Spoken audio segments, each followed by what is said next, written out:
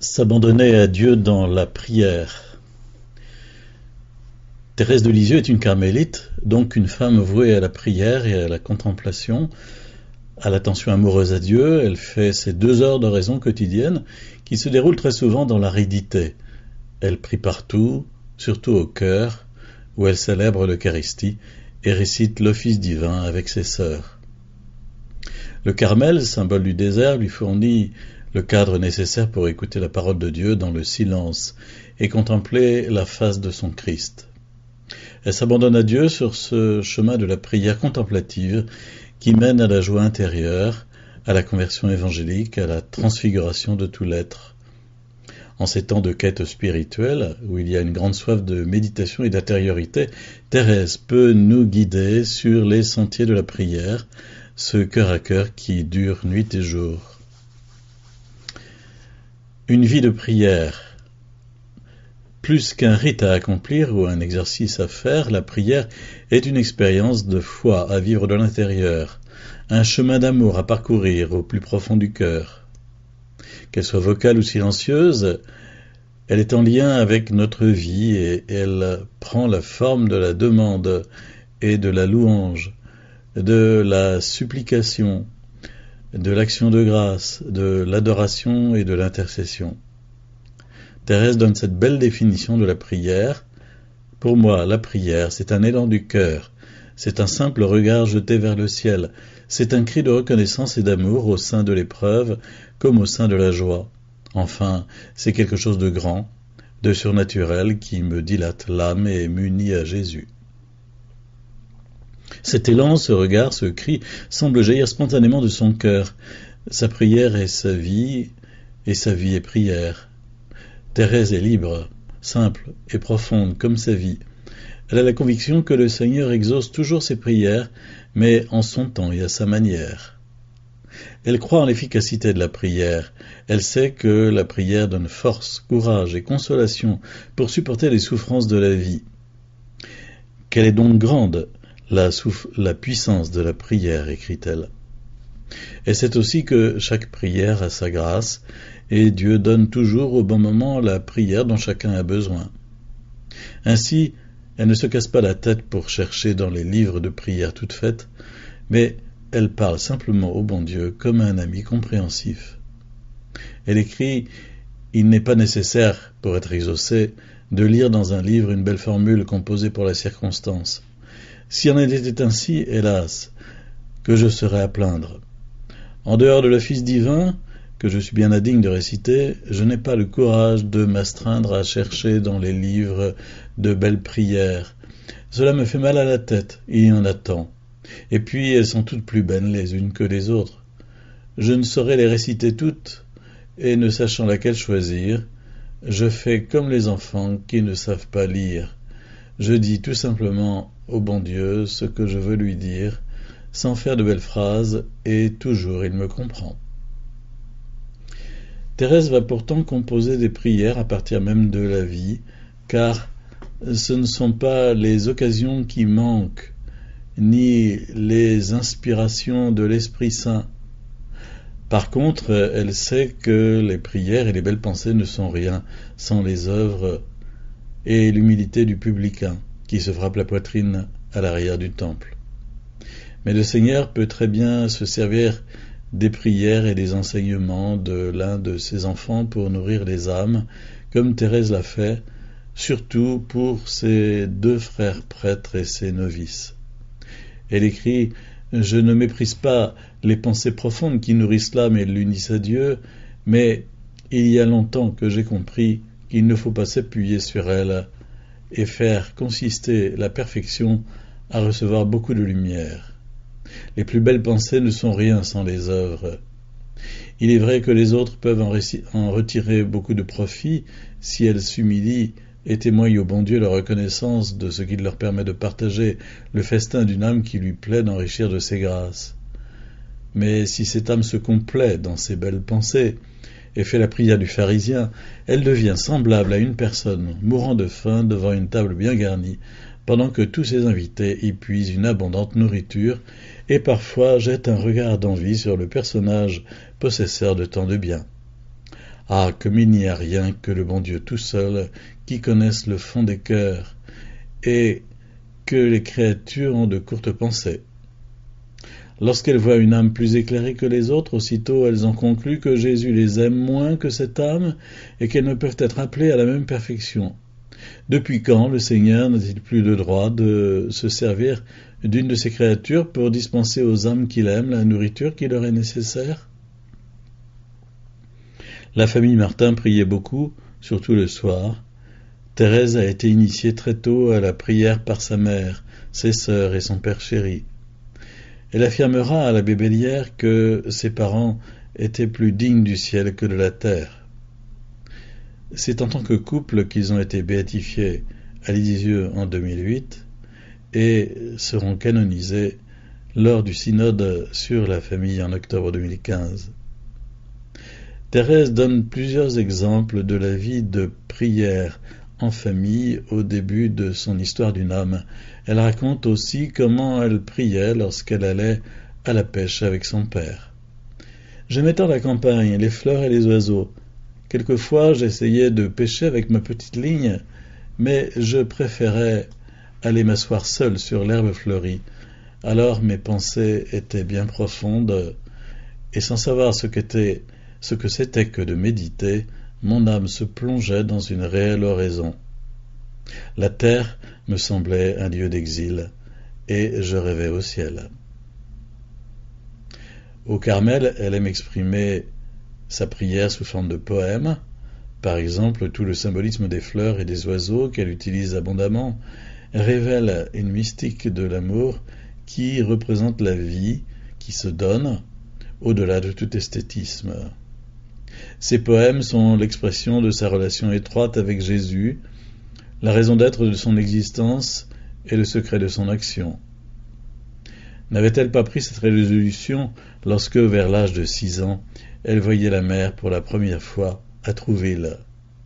Près de Pauline, je pris la résolution de ne jamais éloigner mon âme du regard de Jésus, afin qu'elle vogue en paix vers la patrie des cieux. Ce simple regard jeté vers le ciel, qui est pour elle la prière, se vit sous le regard de Jésus. L'échange de ces deux regards est au cœur de sa vie missionnaire. Une prière missionnaire. Thérèse exerce sa fonction sacerdotale de baptisée en priant pour le monde, surtout pour les prêtres et les pécheurs. C'est surtout pour cela qu'elle est entrée au Carmel. Missionnaire dans l'âme, elle intercède pour ceux et celles qui lui sont confiés à la suite du grand intercesseur qu'est le Christ. À chaque Eucharistie, sur ces sommets de la prière chrétienne, le Christ nous prend dans son offrande au Père et dans son intercession pour le monde. Thérèse désire s'unir de plus en plus à Jésus, être brûlée des flammes de son amour pour y attirer d'autres âmes. C'est sa demande profonde. Elle écrit « Voici ma prière, je demande à Jésus de m'attirer dans les flammes de son amour, de m'unir si étroitement à lui qu'il vive et agisse en moi. Je sens que plus le feu de l'amour embrasera à mon cœur, plus je dirai « Attirez-moi », plus aussi les âmes qui s'approcheront de moi, pauvres petits débris de fer inutiles, si je m'éloignais du brasier divin, plus ces âmes courront avec vitesse à l'odeur des parfums de leur bien-aimé. Car une âme embrasée d'amour ne peut rester inactive. Sans doute, comme Sainte Madeleine, elle se tient aux pieds de Jésus, elle écoute sa parole douce et enflammée. Le 15 août 1892, Thérèse écrit à sa sœur Céline et lui confie ce qu'elle peut faire pour sauver les âmes. Cette parole de l'Évangile l'éclaire fortement. Demandez donc au maître de la moisson qu'il envoie des ouvriers. Mais pourquoi Jésus a-t-il besoin de nous, se demande-t-elle. C'est que Jésus a pour nous un amour si incompréhensible qu'il veut que nous ayons part avec lui au salut des âmes. Il ne veut rien faire sans nous. Le Créateur de l'univers attend la prière d'une pauvre petite âme pour sauver les autres âmes rachetées, comme elle, au prix de tout son sang. Thérèse prend alors conscience de la grandeur de sa vocation, comme Moïse priant sur la montagne. elle fait parler Jésus qui n'attend qu'une prière, un soupir de votre cœur. Elle découvre alors une dimension importante de sa vocation, l'apostolat de la prière. Elle écrit « L'apostolat de la prière n'est-il pas, pour ainsi dire, plus élevé que celui de la parole ?» Notre mission de carmélite est de former des ouvriers évangéliques qui sauveront des milliers d'âmes, dont nous serons les maires. Céline, si ce n'étaient pas les paroles mêmes de Jésus, qui oserait y croire ? Je trouve que notre part est bien belle. Qu'avons-nous à envier aux prêtres ? Thérèse porte le monde dans sa prière missionnaire. Cela n'est pas réservé aux carmélites. Saint Vincent de Paul disait « Donnez-moi un homme d'oraison, il sera capable de tout ». Un chrétien qui prie dans le silence de son cœur porte le monde dans une tendresse compatissante. Toute l'Église est présente dans cette prière d'un cœur raccordé à la miséricorde divine, qu'elle soit vécue à la maison ou dans un monastère, dans la rue ou dans un cloître. Et Dieu ne ferait pas justice à ses élus qui crient vers lui jour et nuit. Tant de nos contemporains gémissent dans les déserts de la violence et dans les nuits de la douleur. Ils vivent comme si Dieu n'existait pas. Thérèse les a portés dans sa prière et dans sa nuit du néant.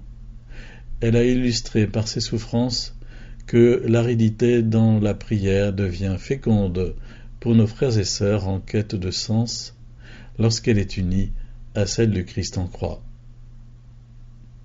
Notre prière offerte avec Marie, les enfants au Christ, qui a pris nos soifs et nos quêtes dans sa douloureuse passion. Dans ce grand mystère de la communion des saints, Thérèse est une amie qui est près de nous et qui intercède en notre faveur auprès de Dieu. De son vivant, elle écrivait « Pour une carmélite, penser à une personne que l'on aime, c'est prier pour elle ». Thérèse nous conduit toujours au Christ et nous guide dans notre vie de prière. Bien sûr, avec saint Paul, elle sait que nous ne savons pas prier comme il faut. C'est pourquoi l'Esprit Saint vient au secours de notre faiblesse. L'Esprit lui-même intercède pour nous en gémissements inexprimables, dit saint Paul. Elle écrit « Nous ne savons rien demander comme il faut, mais c'est l'Esprit qui demande en nous avec des gémissements qui ne se peuvent s'exprimer. Mais nous n'avons donc qu'à livrer notre âme, à l'abandonner à notre grand Dieu, qu'importe alors qu'elle soit sans don qui brille à l'extérieur, puisqu'au-dedans brille le roi des rois avec toute sa gloire, qu'il faut qu'une âme soit grande pour contenir un Dieu. L'Église a besoin aujourd'hui d'âmes d'oraison et d'adoration qui prennent du temps gratuit pour Dieu afin de le laisser naître en elle. Cette forme de prière intérieure, faite de silence et de solitude, vécue dans une attention amoureuse à Dieu, malgré les distractions, est communion aux souffrances du monde. Elle soutient mystérieusement les chrétiens et chrétiennes qui sont persécutés et parfois torturés au nom de leur foi. L'union à Jésus dans la prière s'épanouit non seulement dans les cloîtres, mais au cœur du monde, comme l'a bien montré saint François de Sales. L'oraison devient alors levier qui soulève le monde. Elle écrit « Un savant a dit « Donnez-moi un levier, un point d'appui, et je soulèverai le monde ». Ce qu'Archimède n'a pu obtenir que sa demande ne s'adressait point parce que sa demande ne s'adressait point à Dieu et qu'elle n'était faite qu'au point de vue matériel, les saints l'ont obtenu dans toute sa plénitude. Le Tout-Puissant leur a donné pour point d'appui lui-même et lui seul, pour levier l'oraison qui embrase d'un feu d'amour, et c'est ainsi qu'ils ont soulevé le monde, c'est ainsi que les saints encore militants le soulèvent, et que jusqu'à la fin du monde, les saints à venir le soulèveront aussi. Une vie d'oraison. Thérèse d'Avila a balisé le chemin de la prière pour ses filles en discourant longuement sur ce qu'est l'oraison mentale, aussi appelée prière contemplative ou prière du cœur. Elle écrit, Thérèse d'Avila, ce n'est pas autre chose qu'une amitié intime, un entretien fréquent, seul à seul, avec celui dont nous nous savons aimer. L'essentiel dans l'oraison, écrit-elle, n'est pas de penser, mais d'aimer beaucoup. Ainsi donc, attachez-vous de préférence à ce qui enflammera davantage votre amour. Elle conseillait de ne pas rechercher les grâces de Dieu plutôt que le Dieu des grâces. À son exemple, la petite Thérèse fera de l'oraison l'une de ses armes favorites.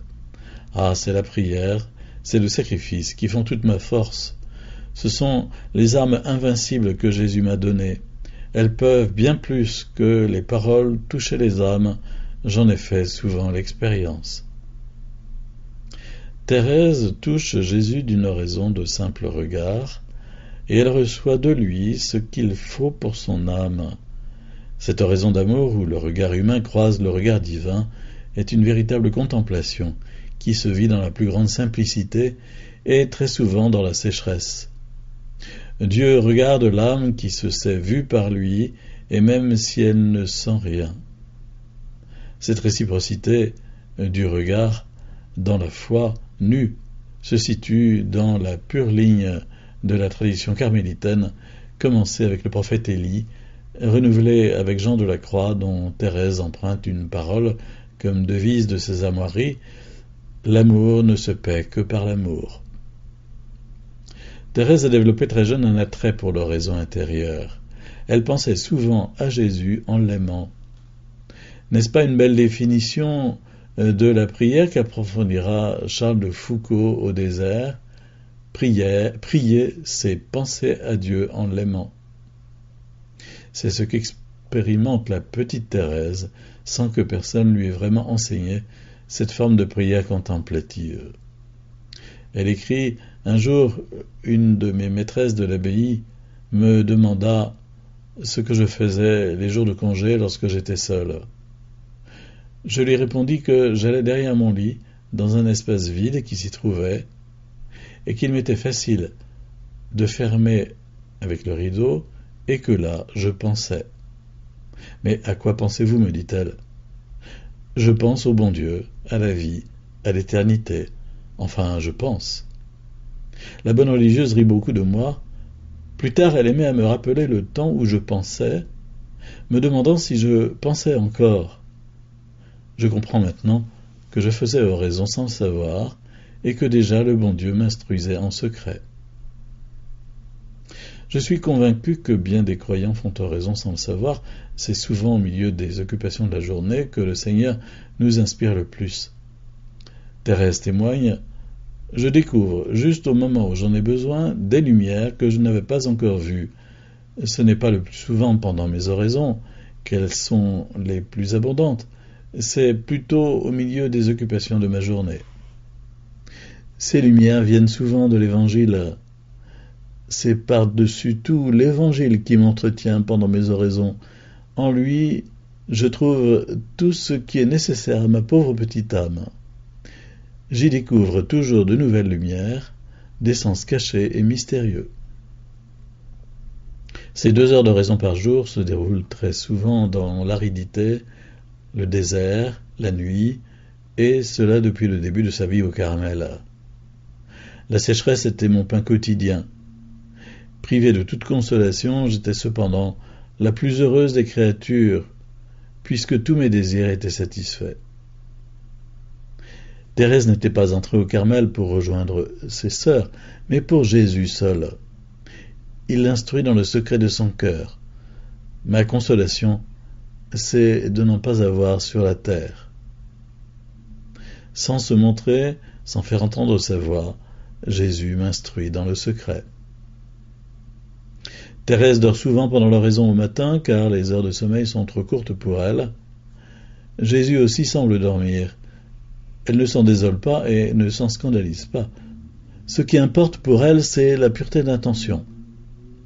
Un autre bel exemple d'abandon au Seigneur pour les personnes qui veulent rester fidèles à leur temps d'oraison, malgré la fatigue, la routine, l'ennui, la sécheresse. Elle écrit: « Je devrais, au lieu de me réjouir de ma sécheresse, l'attribuer à mon peu de ferveur et de fidélité. Je devrais me désoler de dormir depuis 7 ans. pendant mes oraisons et mes actions de grâce. Eh bien, je ne me désole pas. Je pense que les petits-enfants plaisent autant à leurs parents lorsqu'ils dorment que lorsqu'ils sont éveillés. Je pense que pour faire des opérations, les médecins endorment leurs malades. Enfin, je pense que le Seigneur voit notre fragilité, qu'il se souvient que nous ne sommes que poussière. Thérèse n'a pas non plus de consolation durant ses actions de grâce après la messe. Elle trouve cela tout naturel puisqu'elle s'est offerte à Jésus, non pour sa propre consolation, mais au contraire pour le plaisir de celui qui se donne à elle. Elle écrit « Il me semble, lorsque Jésus descend dans mon cœur, qu'il est content de se trouver si bien reçu, et moi je suis contente aussi. » Tout cela n'empêche pas les distractions et le sommeil de venir me visiter, mais au sortir de l'action de grâce, voyant ce que je l'ai si mal faite, je prends la résolution d'être tout le reste de la journée en action de grâce. Ici encore, Thérèse insiste sur le fait que la prière doit envahir toute notre vie. Cependant, il est bon d'avoir une heure fixe pour le temps de l'oraison, intérieure et silencieuse. Notre journée en sera plus féconde. Parce qu'elle croit à l'amour et qu'elle ne s'attribue rien, Thérèse reçoit dans le silence de l'oraison l'amour de Dieu qui la recrée sans cesse chaque jour. Le silence, voilà le langage qui peut vous dire seul ce qui se passe dans mon âme. Contemplative dans l'âme, elle préfère parler à Dieu plutôt que de parler de Dieu. Elle connaît bien le cœur de Jésus. « Je m'endors sur ton cœur, il est à moi. » À 17 ans, elle écrivait à Céline ce qu'elle pensait du Sacré-Cœur, signe de son union à Jésus. « Tu sais, moi je ne vois pas le Sacré-Cœur comme tout le monde. Je pense que le cœur de mon époux est à moi seul, comme le mien est à lui seul, et je lui parle alors dans la solitude de ce délicieux cœur à cœur, en attendant de le contempler un jour face à face. » La sainte face de Jésus lui est aussi d'un grand réconfort. Elle la contemple souvent au cœur de la chapelle dans ses oraisons arides. Mieux que toute parole, les yeux clos de ce visage offert lui parlent du silence de l'amour. Oh, que cette sainte face-là m'a fait du bien dans ma vie. Avec Jésus, il n'y a aucun lieu qui soit vide de sens, aucun endroit où son regard n'est pas posé sur elle. Dans sa prière de pauvre, Thérèse ressent que Jésus est tout pour elle. Elle veut s'oublier pour lui faire plaisir, se servir de chaque occasion pour pratiquer la charité. Lorsque ce n'est pas le sommeil qui la visite durant l'oraison, c'est un drôle de bruit qui la distrait et qui fait de sa prière une oraison de souffrance. Elle signifie ce combat intérieur à sa prière. Longtemps, à l'oraison du soir, je fus placé devant une sœur qui avait une drôle de manie et je pense beaucoup de lumière, car elle se servait rarement d'un livre. Voici comment je m'en apercevais. Aussitôt que cette sœur était arrivée, elle se mettait à faire un étrange petit bruit qui ressemblait à celui que l'on ferait en frottant deux coquillages l'un contre l'autre. Il n'y avait que moi qui m'en apercevais, car j'ai l'oreille extrêmement fine, un peu trop parfois. Vous dire, ma mère, combien ce petit bruit me fatiguait, c'est chose impossible. J'avais grande envie de tourner la tête et de regarder la coupable qui, bien sûr, ne s'apercevait pas de son tic. C'était l'unique moyen de l'éclairer. Mais au fond du cœur, je sentais qu'il valait mieux souffrir cela pour l'amour du bon Dieu et pour ne pas faire de la peine à la sœur. Je restais donc tranquille, j'essayais de venir au bon Dieu, d'oublier le petit bruit. Tout était inutile, je sentais la sueur qui m'inondait et j'étais obligé de faire simplement une oraison de souffrance.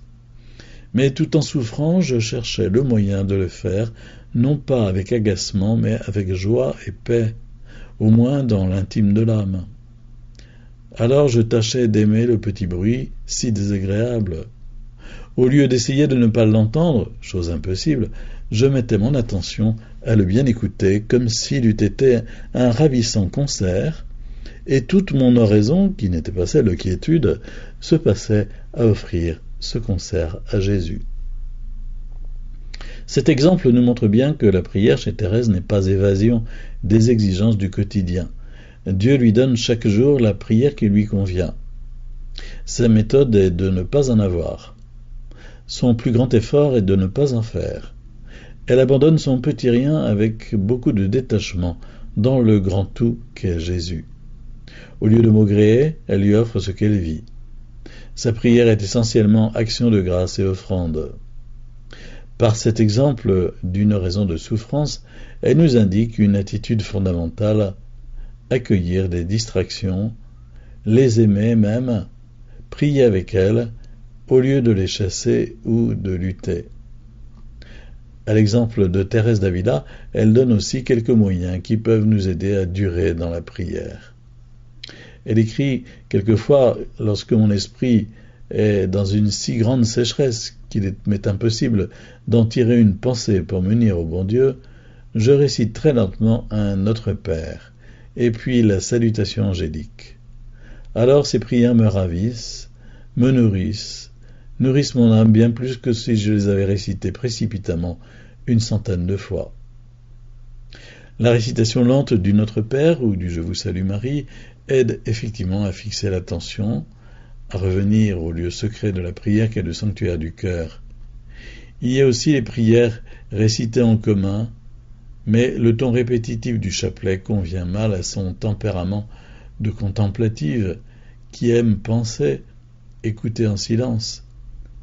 Et lorsqu'elle ressent vraiment son incapacité à prier, elle cherche toujours à faire plaisir à Jésus.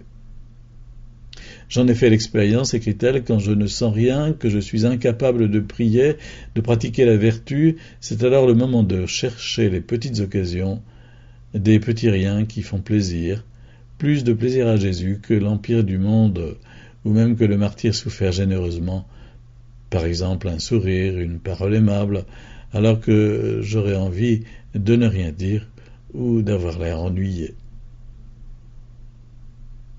La fécondité de la contemplation. Si Thérèse est entrée au Carmel, c'est qu'elle y voyait l'action la plus efficace pour travailler au salut des âmes.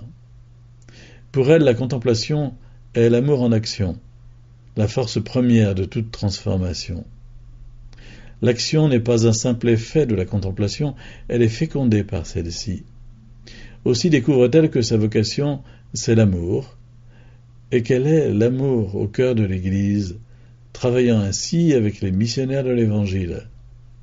Elle écrit au Père Roulant, le premier missionnaire qui lui est confié: « Je suis assuré que mon céleste époux suppléera à mes faibles mérites, sur lesquels je ne m'appuie aucunement, et qu'il exaucera les désirs de mon âme, en fécondant votre apostolat.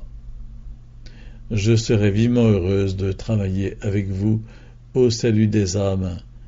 C'est dans ce but que je me suis fait carmélite. Ne pouvant être missionnaire d'action, j'ai voulu l'être par l'amour et la pénitence. » Thérèse a réalisé très tôt dans sa vie l'union de l'action et de la contemplation. Jeune, elle a expérimenté au quotidien la puissance de la prière. N'a-t-elle pas à 14 ans, prié pour la conversion de Pranzini, qui avait égorgé 2 femmes et une petite fille à Paris? Elle a reçu la confirmation que ses prières et sacrifices ont été accueillis par Dieu.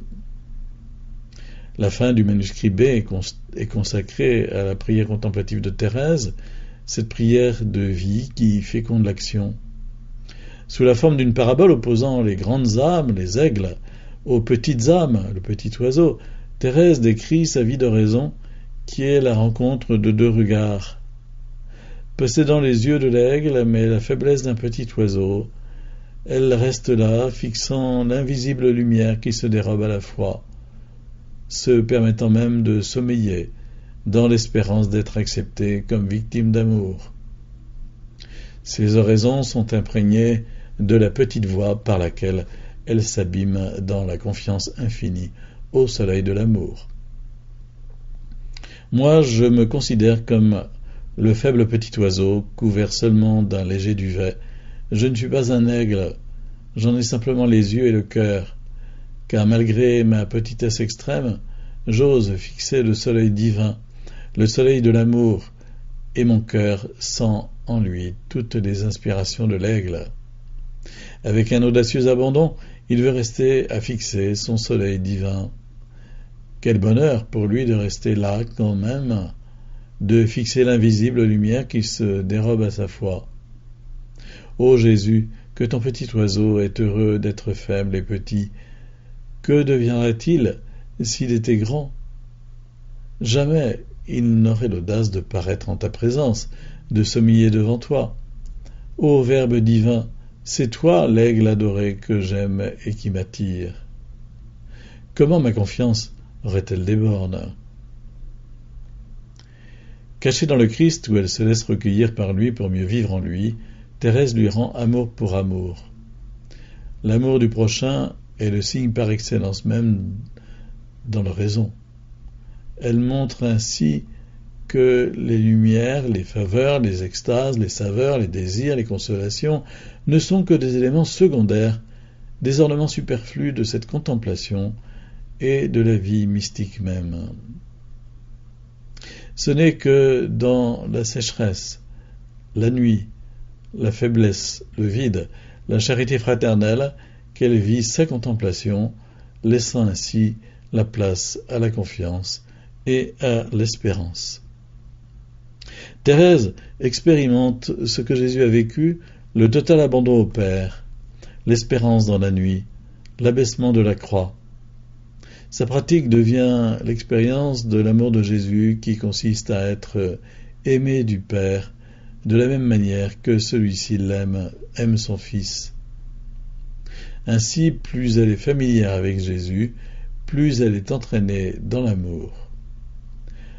À l'abbé Bellière, elle écrit le 18 juillet 1897 « J'ai compris plus que jamais à quel point votre âme est sœur de la mienne, puisqu'elle est appelée à s'élever vers Dieu par l'ascenseur de l'amour, et non pas à gravir le rude escalier de la crainte. Je ne m'étonne en aucune façon que la pratique de la familiarité avec Jésus vous semble un peu difficile à réaliser.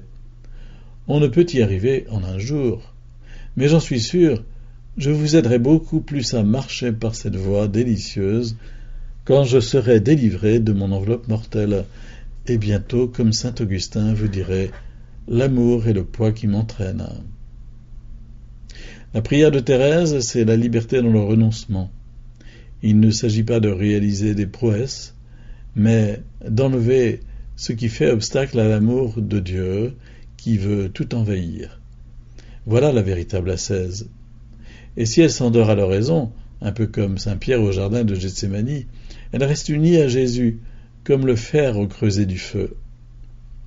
Si le feu et le fer avaient la raison, et que ce dernier disait à l'autre « Attire-moi », ne prouverait-il pas qu'il désire s'identifier au feu de manière qu'il le pénètre et l'imbibe de sa brûlante substance et semble ne faire qu'un avec lui? Terminons ce chapitre sur la prière en relatant une scène qui a eu lieu dans la nuit du 2 septembre 1897, soit moins d'un mois avant la mort de Thérèse.